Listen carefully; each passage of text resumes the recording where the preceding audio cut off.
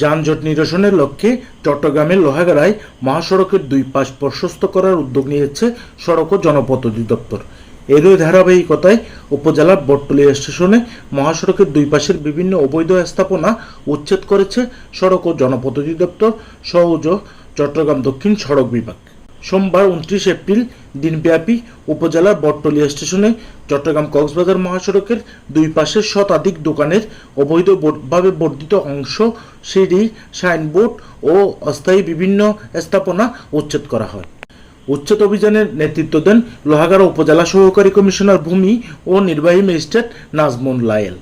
এ সময় সড়ক ও জনপথ অধিদপ্তর সহজ চট্টগ্রাম দক্ষিণ সড়ক বিভাগের উপসহকারী প্রকৌশলী আবু হানিফ, লোহাগাড়া থানার উপপরিদর্শক এসআই মাহফুজুর রহমান সহ পুলিশ ও আনসার বাহিনীর সদস্যরা উপস্থিত ছিলেন।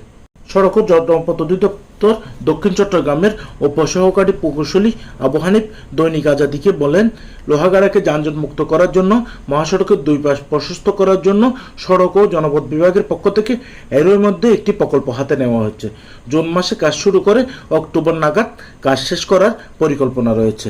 আজকে একটা সফল উচ্ছেদ অভিযান সম্পন্ন হয়েছে বটতলী বাজারটা যেন যানজট নিরসন হয়।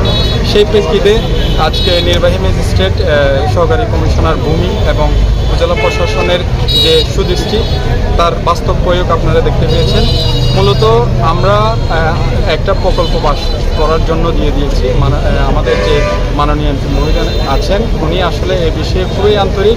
উনি অলরেডি আমাদের মিনিস্ট্রিতে যোগাযোগ করেছেন যেন এই বটতলী এবং আমিরাবাদ বটতলী এবং পদুয়া বাজারটা যানজট নিরসন হয়। আমরা এই বাজার অংশগুলো প্রশস্তকরণের জন্য দৃঢ় পদক্ষেপ নিয়েছি।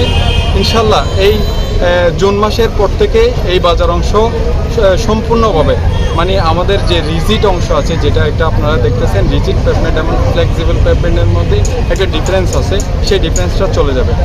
অভিযানের বিষয়ে উপজেলা সহকারী কমিশনার ভূমি ও নির্বাহী ম্যাজিস্ট্রেট নাজমুল লায়েল দৈনিক আজাদীকে বলেন, যানজট নিরসনের লক্ষ্যে উপজেলা প্রশাসন ও সড়ক ও জনপথ অধিদপ্তর চট্টগ্রামের যৌথ উদ্যোগে স্টেশনের দুই পাশের অবৈধ স্থাপনা উচ্ছেদ অভিযান চালিয়ে গুড়িয়ে দেওয়া হয়েছে।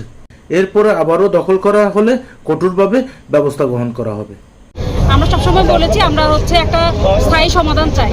তো সেই আলোকে আমরা প্রথমে সবাইকে সতর্ক করছি, বিভিন্ন সময়ে করার চেষ্টা করছি, কিন্তু আমরা দেখছি যে কয়দিন পরে তারা আবার দখল করে বসে আছে। এজন্য এবার আমরা একদম মাননীয় সংসদ সদস্যের অনুমতিক্রমে আমাদের আইনশৃঙ্খলা কমিটির রেজুলেশনে একদম পাশ হয়ে গেছে যে বটতলী বাজার উচ্ছেদ হবে।